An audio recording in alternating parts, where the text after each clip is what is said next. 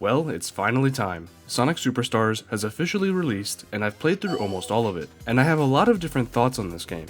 This is the first brand new Sonic game that I'm actually covering on my channel, so I just want to say thanks for being here. But I'm gonna jump right into things, and go over everything in Sonic Superstars that I enjoyed, disliked, or thought needed improvement.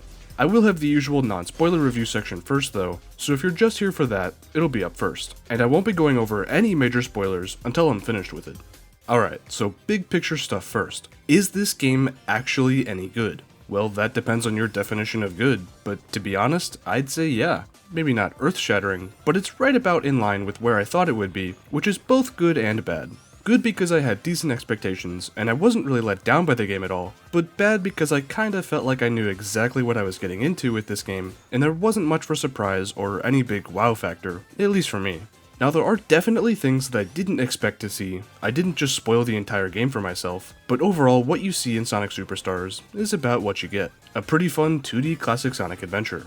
I enjoyed most of the levels and gameplay, even if it's a bit gimmicky at times, and in terms of characters here for this game, I thought they were all great. The controls don't feel like an exact one-to-one of previous classic Sonic games, but they get really close, and do a great job at making this game feel fun to run around in, unlike a certain other 2.5D Sonic game I know. Anyways, the difficulty in this game is kinda all over the place at times. You get used to it pretty quick, and not having any lives feels better than it did in Sonic Origins, because this time Sonic Team was actually able to make new levels knowing that they didn't have to worry about lives, which admittedly does create a few problem elements in some sections, but hey, it wouldn't be a classic Sonic game without at least one annoying level. I don't really want to go too in depth in this section about the bosses, but all that I will say is that some of these bosses are rough. I enjoyed nearly all of them, but you reach a certain point in which all of them get increasingly more difficult, and some in particular become a real slog after a while. This game is a mix of a lot of different things and ideas, and while some don't really work all that well together, I really hope a lot of these ideas stick for classic Sonic, and I genuinely think a sequel to this game has a lot of potential. Yeah, I know, looking forward to the future of Sonic, Copium and all, but I really mean it here. Like I said in one of my previous videos, this game is great for classic Sonic. It may not be my favorite out of all the classic Sonic games, but I think this style of game works really well for the 2.5D gameplay of classic Sonic, and I do really hope that we see more of it in the future. Now to cap off this part of the non-spoiler review, I'd like to answer a question that I'm sure a lot of people have, given that the price tag for this game is $60, and of course that's, is it worth it? Well, to tell you the truth, honestly, I have to say no. But not because the game is bad, I really do like it. But $60 for a game with the same or even less content offerings than games similar to it like Sonic Mania or even Sonic Origins just maybe isn't really worth all that money. I think I got my money's worth, but I also make exclusively Sonic content on my channel, so I was gonna buy it regardless of if I liked it or not. Not to say that you wouldn't enjoy it the same way I do, but I don't want to act like this game is perfect and tell you to go buy it, and then you end up feeling like your money was wasted if you don't get the same enjoyment out of it that I did. So yeah, I hope that answers that. Buy it if you really want to, otherwise grab it on sale, because I do think it's worth playing eventually, just maybe not right as it comes out. Oh, also super random side note, but if you plan on getting the Steam version, just be aware that there is Denuvo, and for whatever reason you need to sign into Epic Games, despite buying it on Steam. I'm guessing that's for the multiplayer, but I didn't see that mentioned anywhere on the Steam page, so I was a little caught off guard by it, just something to be wary of. Alright, so non-spoiler review out of the way. Now allow me to expand a bit on some points I touched on, as well as a few that I didn't go over. First, I'd like to go a little more into what I think about the levels in Superstars, specifically the ones I enjoyed more than the others, and the ones that I disliked. Starting off with the ones that I enjoyed, I absolutely cannot tell you how much I loved Pinball Carnival, Sand Sanctuary, Cyber Station, and for some reason, Egg Fortress. I think these levels truly embody the parts of Superstars that I loved the most, which were the gimmicky, fast-paced level design that didn't really have any particularly annoying segments or acts.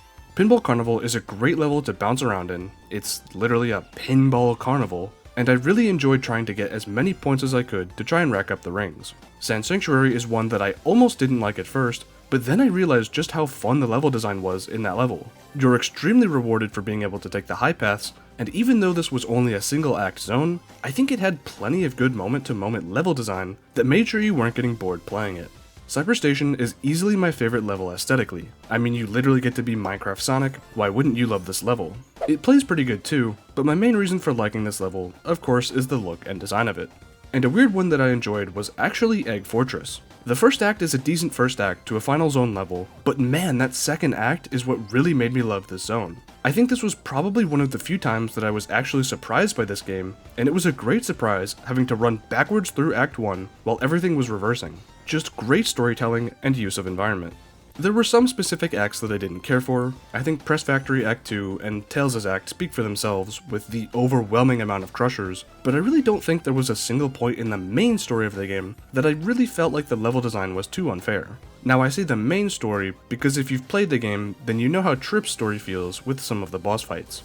A lot of the level design in Superstars feels suited to both multiplayer and single player, and honestly I really loved how much they were able to make single player still feel really good despite the focus on multiplayer. The level design in this game just flashes with new design, and while I noticed some repeating elements every so often, I thought that these levels were really fun to play through. Maybe difficult to speedrun, but definitely fun my first and second time through them all. Now I'll touch a bit on the characters, but just briefly since I already went over them a bit in my non-spoiler section. I think the physics in this game are great. Like I said, not an exact perfect recreation of the 2D sprite game's physics, but really close, and the level design helps to substitute any areas where they may be lacking. Sonic feels great to play as. I used him for most of my playthrough solo, and he controls great, not slippery at all. Amy plays almost exactly how she does in Sonic Origins Plus, which is a good thing, because I thought they did a good job with her there. And of course, Knuckles and Tails play exactly how you'd expect classic Knuckles and Tails to play. The main new addition here is Trip, and her entire story, which I might save for a different video in the future honestly. But right now, I think Trip might be one of my new favorite Sonic characters. I really hope they're able to bring Trip into the modern side of the franchise, but she'll probably just end up getting the Mighty and Ray treatment, unfortunately. She plays like a combination of Amy and Knuckles, with Amy's double jump and Knuckles' ability to climb. If anything, actually a better comparison would be the Spike Wisp from Sonic Generations, and how classic Sonic used it in that game, because that's what I think she was the most similar to actually. I really liked everyone's design in this game. They all felt really expressive, and I actually liked the 3D classic Sonic model for once. So yeah, characters are great this time around.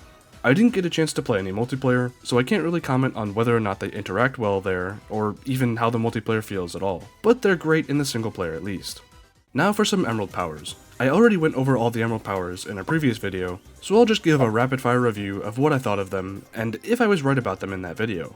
Avatar, great against bosses, not really that useful outside of that though. Bullet, the saving grace of many of my mistakes, probably one of the best abilities here. Vision, honestly useless. I maybe used this once or twice, but I never really bothered to activate it anytime the prompt came up because I could usually just bullet up to wherever it would take me, or just ignore it entirely. Water. Neat idea I guess, but almost as useless as Vision. At least you can use it to swim underwater in the one level that has it, but otherwise I barely used it. Ivy, the ability that I used whenever I didn't have Bullet. I love that you can use it anywhere you want, like I had hoped, and it was pretty nice to have in some areas. Slow, marginally more useful than Water. I feel like a lot of these abilities were mainly designed as gimmicks to use, sometimes in the levels, like Water or Vision, and Slow does do that sometimes, but also there were a few times that I used it when the game didn't specifically tell me to. Extra. Pretty cool power, but it wasn't too useful honestly. I enjoyed having a weird homing attack as Sonic, but since it ran out so quickly, I barely used it at all. And on other characters, I hardly ever used Extra unless it was on a boss. Finally, Super Form. This is exactly what you'd expect, unless you're playing as Trip, in which case you're in for a crazy ride. Trip's Super Form is literally too good for the game, as most of the time I found the flying to mess me up more than help me. So yeah, I think these Emerald powers were maybe a bit more gimmicky than I would have liked them to be, but I still definitely utilized them throughout my playthrough, and they do help to provide some fun decision making, especially during boss fights. I particularly liked having to learn a boss's attack patterns and plan out which Emerald power to use accordingly, since you only get one per boss. And now I will briefly combine the bosses and story into their own section. I think the story of Sonic Superstars was pretty neat, nothing mind-blowing, and honestly not as good as the other classic Sonic stories, but that is a pretty high bar to cross. I didn't expect for the last story to ever come back in a Sonic game, much less in a classic Sonic game, but here it is I guess. Trip's story was a fun adventure through a harder version of the levels, and specifically bosses, and it was cool getting to play as Trip and learn a bit more about her. The final boss of the main story and Trip's story are cool, but maybe like way too hard. I could probably get behind the difficulty if dying didn't mean I had to sit through the easy parts of the boss fights for 5 minutes every time, but it is what it is.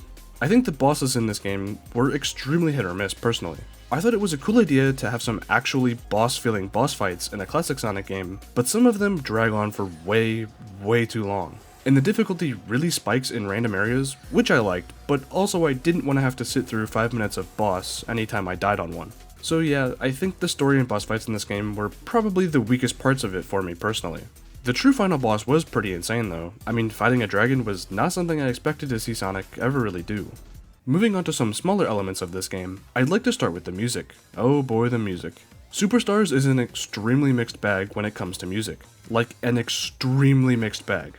I absolutely loved some of the music in this game, but please, just don't give Jun Senoue access to classic Sonic music anymore. I don't mean that in a harsh way either. Senoue is one of the best people when it comes to Sonic music, but the instrument choices that he picks for his classic Sonic music just sounds like ear graters, and I don't even know what those would look like. But I know it's probably something similar to Press Factory Act 1. What kind of place is this? And the worst part is that I think he has a good song or two in here as well. I literally used the Sky Temple track in my outro, but almost all of his other stuff is just not great. Sorry Jun, you make some killer music for modern Sonic games, and I do at least like Sky Temple. Another thing I'd quickly like to mention, since it was a big part of this game's marketing, is the multiplayer. I didn't play any of it. So yeah, I don't really want to comment on the battle mode or the multiplayer experience at all, because I literally know nothing about it. I probably will do some co-op runs in the future, but for my first playthrough, I wanted to make sure I experienced everything this game had for myself without being pulled along by someone else. Lastly, I think I need to talk about some bugs that I experienced and have seen from other people. Sonic Superstars, I think, is a great game, as I've said, but I think this game just needed another month or two to fully bake, because I did experience some bugs here and there. Nothing usually too major, most of them were just weird deaths, but I did encounter them somewhat frequently, which wasn't too great when the game cost $60, and $70 if you bought the deluxe edition.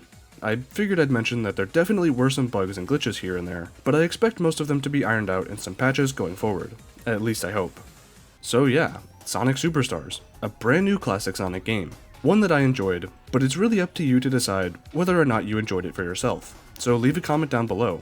Did you enjoy it? What were some gripes or things you liked about it? I'm curious to see what the general opinion is on this game, because I might have enjoyed it, but it definitely isn't a traditional classic Sonic game, so I'm interested to see how other people think about Superstars. I'll probably have some more videos on Superstars in the future. Honestly, it might depend on how well this video does, because I also have a lot of Frontiers videos that I'm working on, so we'll see.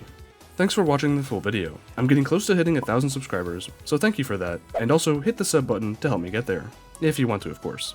Drop a like on this video as well if you enjoyed my Superstars review, and I'll see you next time.